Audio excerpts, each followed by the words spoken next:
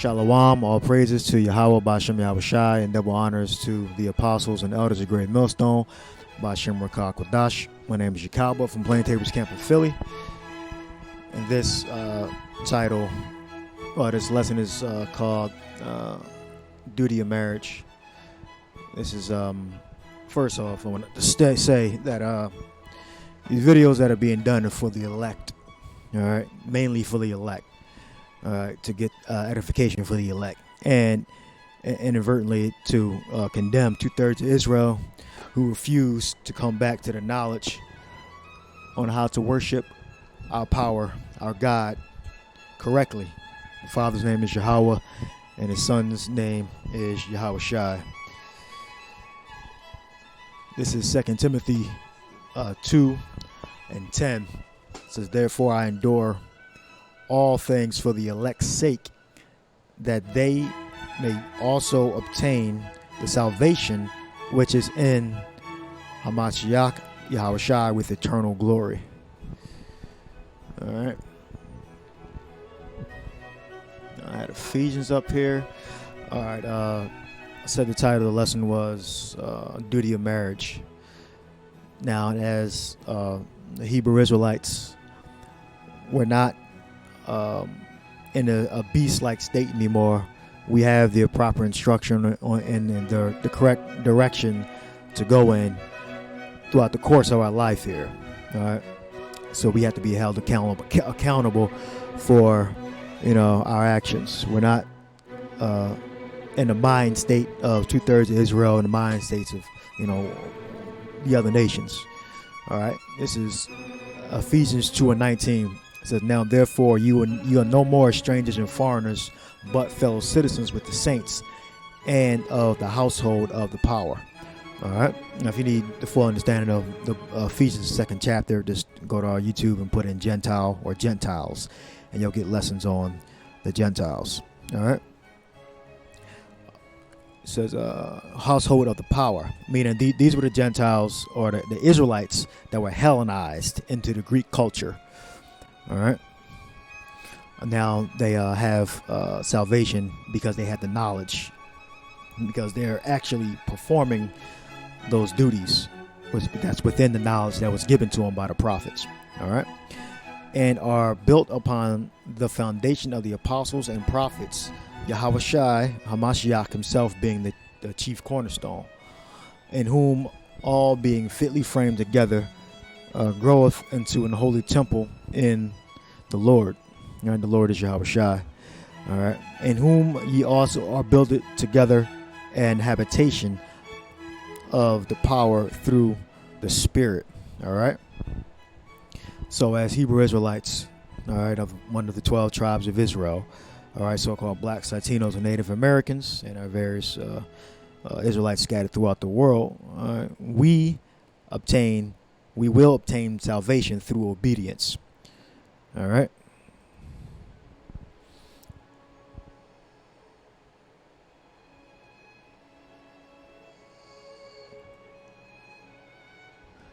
Now this is, I'm going to start off with the scripture that inspired me first to do this lesson.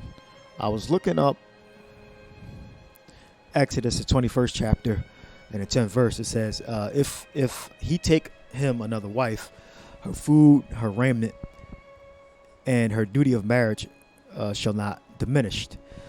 I was just thinking about, the independence that the modern day woman has, that they didn't have that independence back when we were in our kingdom. Now we're in Esau's kingdom. Satan has liberated women to be able to have their own bills. All right.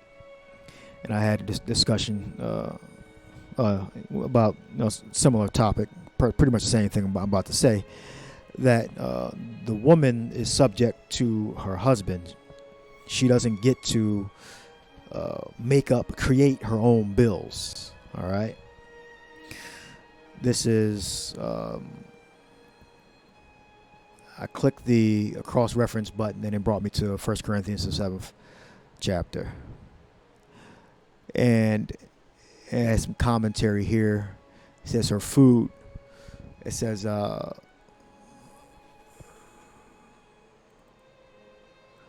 That may be the word there. We'll look it up. But anyway, it says, her flesh, he shall not only afford her a sufficient quantity of food as before, but of the same quality. She is not to be fed like a common slave with sufficiency of bread, vegetables, milk, etc., but with her customary supply of flesh and other agreeable articles of food. All right. So, yeah, this wasn't a lesson on taking multiple wives. It was just on the fact that men in our kingdom, we provided everything for the household. A woman didn't create her own bills. All right. A lot of men, I know firsthand, don't want to take on a worldly woman because she has bills that she created, meaning debt. When I say bills, I mean debt that she created on her own that she wants men to pay for. If we were in our kingdom, within our power, women wouldn't be allowed to create their own bills, meaning to create their own debt. All right. So we're going to look up marriage. We'll look up marriage. We got I wanna. It's cohabitation, conjugal rights. All right. Meaning to dwell together, sexual cohabitation, the duty of marriage. I say the duty of a man is to literally take care of the household. Now, I went over previous lessons. You can type in family. You type in family, and your lesson should come up on the details on what that means. Now, the family, which is the children and the women, don't make the rules, the guidelines, the regulations, and they don't create bills. They don't create the debt. All right. The man is in charge of everything. So we bring it into modern times. You go into subscription services, cell phones, electric bill, gas bill. The man is in charge of everything getting turned on, turned off, etc. All right. Just to give you the power dynamics of a Hebrew Israelite household. All right. So that's marriage. And then I go back to that cross-reference again. Just to point out the fact that the man is providing everything for the house. All right, meaning the man is literally taking care of the house. All right, just like Yahushua is literally taking care of his house, which is the house of Israel. All right, and we'll get to that. All right. Now I wanted to stress this point. This was the dynamic, and this is really, if women really claim to be down, they will be in the same mindset. Claim to be a faithful Israelite woman.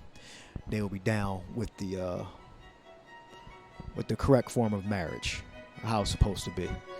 All right, but we know. Most women just have their foot, halfway in the door, halfway into another man's house. All right, but we'll continue.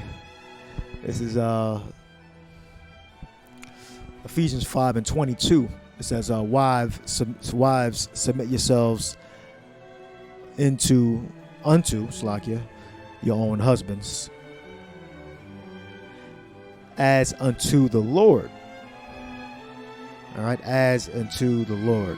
All right, so the amount of obedience that the Hebrew Israelite woman is supposed to give her husband is the same way the Israelite man is supposed to give his obedience to Yahushua.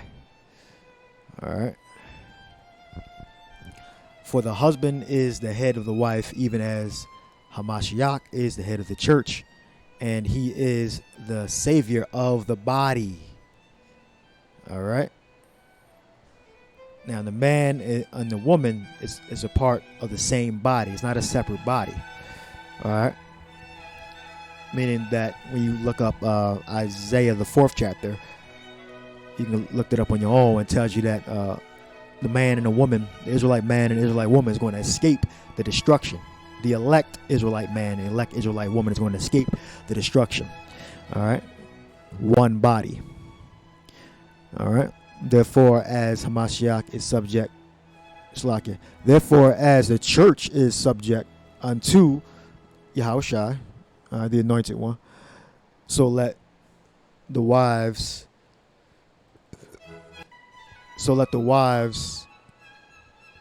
be subject unto their own husbands in everything. All right. So you women that claim to be Hebrew Israelites,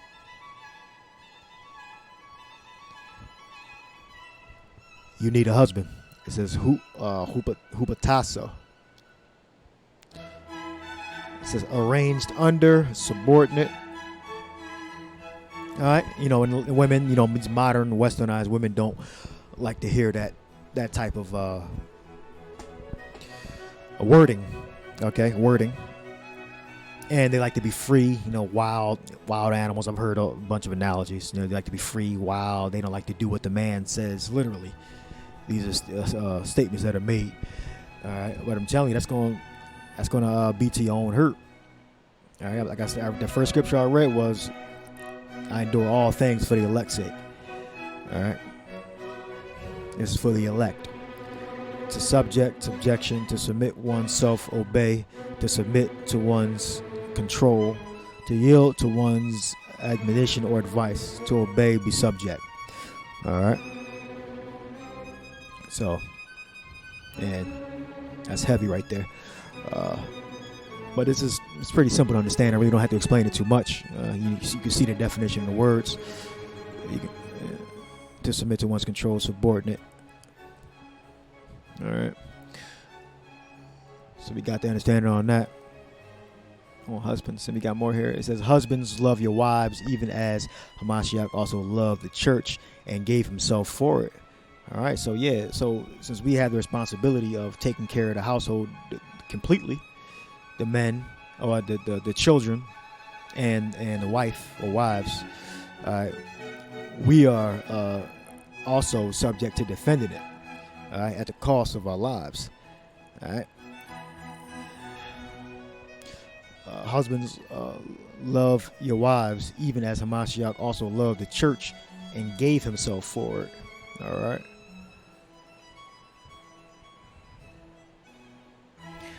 That he might sanctify and cleanse it with the washing of the water by the word. All right.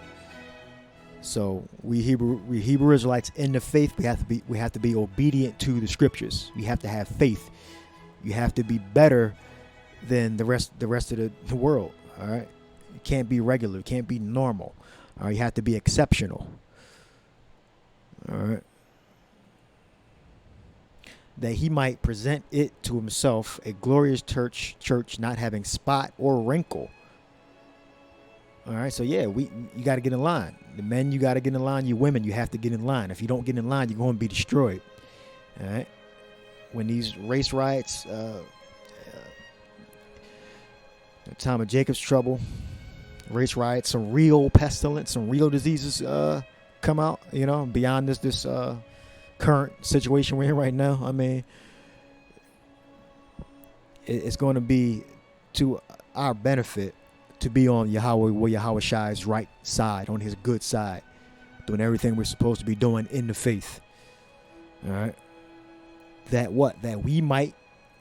he might present it to himself a glorious church, not having spot or wrinkle or any such thing, but that it should be holy and without blemish.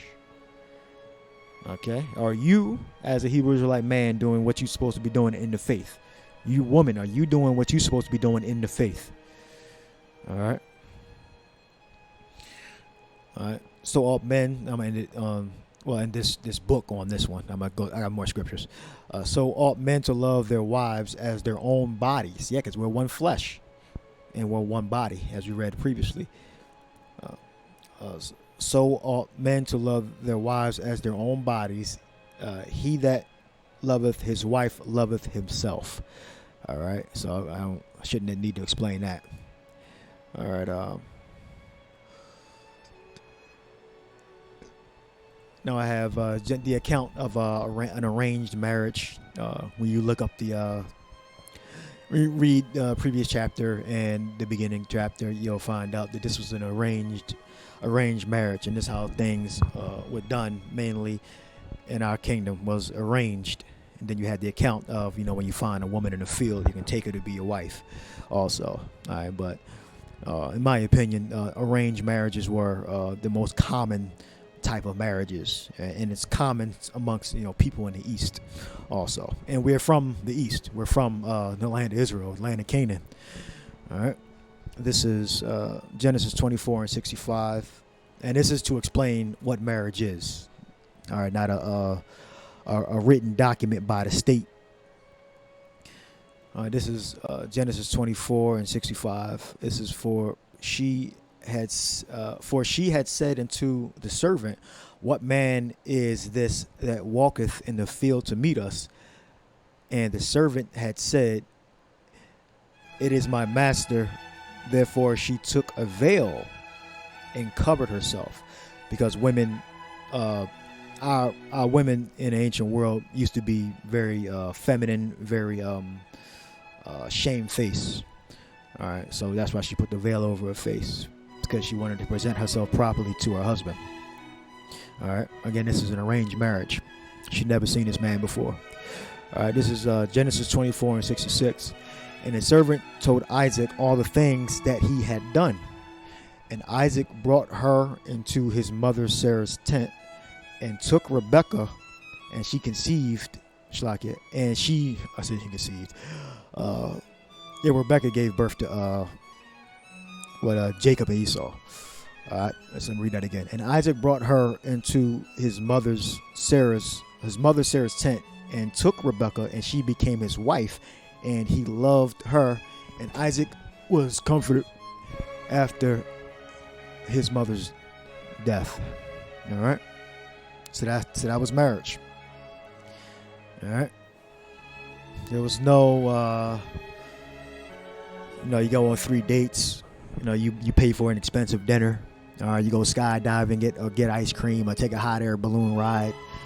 It was no courting. All right, it was just arranged, and she was happy, and he was happy. All right, and it's gonna go back to that, But it's so much evil, like Yahushua said, because iniquity shall abound, the love of many shall wax cold. We hate each other, But we coming back to the faith. That hatred is diminishing, right? Well, in the faith, there is no hatred. All right, there's no hatred in the faith. All right. Now, why is it wise to be more so on the right than on the left? Because this day's coming. Esau's getting taken out of power, so your man that's protecting you, Esau, Edom, your so-called Edomite daddy, all right, that protection is being taken away. This is Amos 9 and 12. It says that he may possess the remnant of Edom. All right, Edom is a so-called white man. All right, and all the heathen which are called by my name, saith the Lord that doeth this. Behold, the days come, saith Yahweh, that the plowman shall overtake the reaper. All right, the plowman are the Israelites, and the reaper are the Edomites. All right, the people that are in power. Hence, the slaves and the slave owners. The slaves, Jacob, slave owners, the oppressor, the reaper, Esau, Edom. And the treader of grapes, him that soweth seed, and the mountains shall drop sweet wine, and all the hills shall melt. All right. This is why it's wise to be on the right side of Yahweh's will. All right, being in proper order. All right, because it's a beneficial to your life. All right. Again, this lesson is only for the elect. All right, the hopeful elect, meaning we believe we're the elect, but we don't know. All right, that's what the word "believe" means. It means having a little bit of evidence, not having the full picture. All right.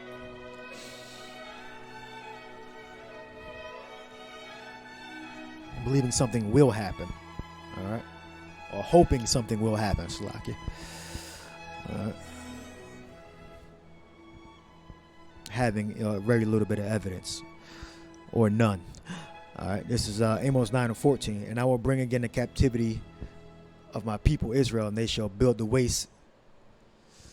And they shall build the waste cities and inhabit them, and they shall plant vineyards and drink the wine thereof. They shall also make gardens and eat the fruit thereof. Because right now, when we don't get everything that we plant in the field, we don't receive all the benefits. All the work doesn't come back to us. All right, we're going to keep a small percentage of what we actually the work that we put into what we do. All right, the rest is taken out in taxes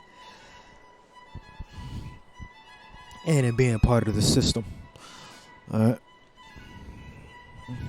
mainly rent, mortgages, car note payments, subscription services, cell phone bills, things like etc.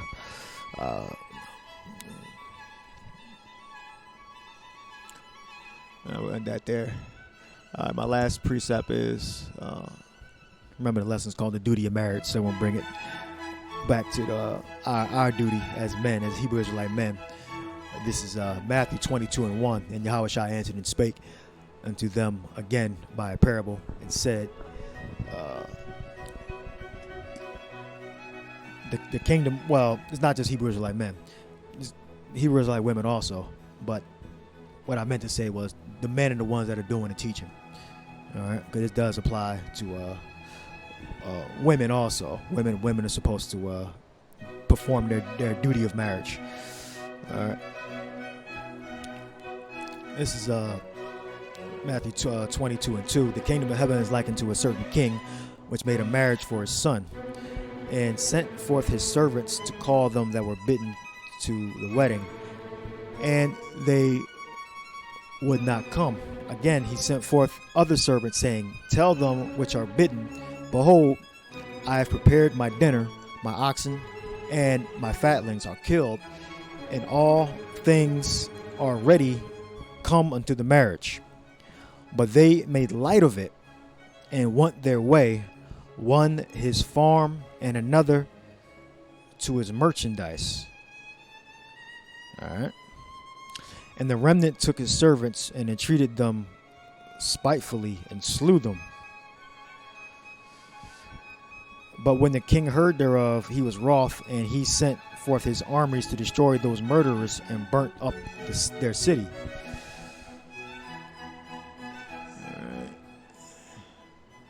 Then saith he to his servants, the wedding is ready, but they which are bidden were not worthy. All right. Go ye therefore into the highways, and as many as ye shall find, bid to the marriage. All right. So again, this is not talking about just the Israelite man, though the Israelite man is the only one that is given the Yahweh rights under Yahweh Shai to teach, because it's not it's not lawful for a woman to teach. All right. The scriptures, all right, to men, all right, they can, if they know certain scriptures, they can teach them to their, to their children and to other women, privately, but not to men in the office of a prophet. All right, so let me continue. It says, "Go ye therefore into the highways, and as many as ye shall find, bid to the marriage." Yeah, so we're going out and compelling Jacob, all right, men and women, to come into the faith. All right. So those servants went out into the highways and gathered together all as many as they found, both bad and good. All right. And the wedding was furnished with guests. All right. And when the king came in to see the guests, he saw there a man which had not on a wedding garment. All right. Because when you're bid to the marriage, it means that you're in the faith. All right. And you're performing the duties of your current office. All right. No matter what that may be. All right. All right. And when the king came to see the guests, he saw there a man which had not on a wedding garment. And he said unto him, "Friend, how comest thou in hither, not having a wedding garment?" And he was speechless. Then said the king to the servant, "Bind him hand and foot, and take him away, and cast him into the outer darkness. There shall be wailing and gnashing of teeth. For many are called, but few are chosen." All right, so coming into the faith is not only thing you have to do. You have to actually be dressed properly, meaning you have to have the tools to perform your office effectively. All right, you have to have the works. You have to have the faith and the works. All right, ultimately you have to be of the elect. All right, so it said many are called, but few are chosen. All right, so you got to endure to the end. All right, to receive that salvation. All right, sincerely doing the right thing in the faith. All right. So I think we can look up marriage. Yeah, we'll look up marriage. We got Gamos. Good Gamos. All right, marriage. The matrimony thing is some Roman woman worship thing. Let's see. Wedding festival, intimate everlasting union with Hamashiach. There we go. That's a good one. It says under the figure. Yeah, that's a good scripture. 19:7. Under the figure, marriage here is represented. The intimate and everlasting union of Hamashiach and his return from heaven with the church. All right. And they don't give you for where we're just reading, but 22:8. But it's the same thing, you know. It's the same. It's identical. All right. We're joined to Yahweh Shai, and if we're joined to the body of Yahweh Shai, you are going to be delivered, guaranteed. All right. The best thing for all of us to do is to keep the Lord's commandments and follow the scriptures. All right.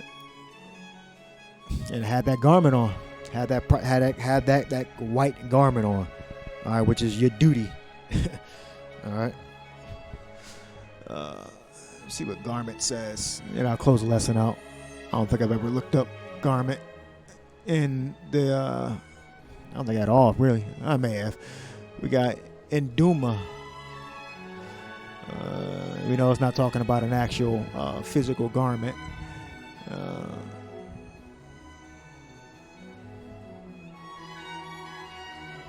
Yeah, it really doesn't tell you.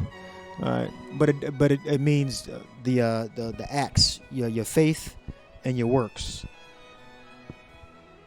All right, I guess I'm missing something. Yeah, we know it's figurative. Garment, clothing, remnant. Matter of fact, we can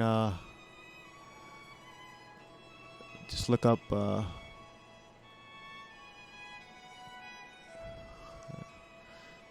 garment. It should be in the book of Revelations, what I'm looking for.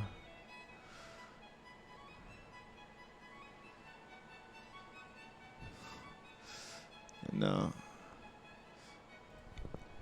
Let me see. See his shame. I might have already actually went over. There we go. Revelation. No, I didn't. Okay. All right. This is behold, I come as a thief. Blessed is he that watcheth and keepeth his garments, lest he walk naked and they see his shame. All right. So not having that garment on or having an improper garment on represents you going off. You're not doing, not doing the right thing. All right. Meaning having the faith and having the works, because those two hand in hand is going to deliver you. All right. Yahweh Shai Ratasa, meaning Yahweh Shai's will. All right. Ultimately, it's up to Yahweh Shai. All right. So again, these lessons are for the elect. All right. Where we at?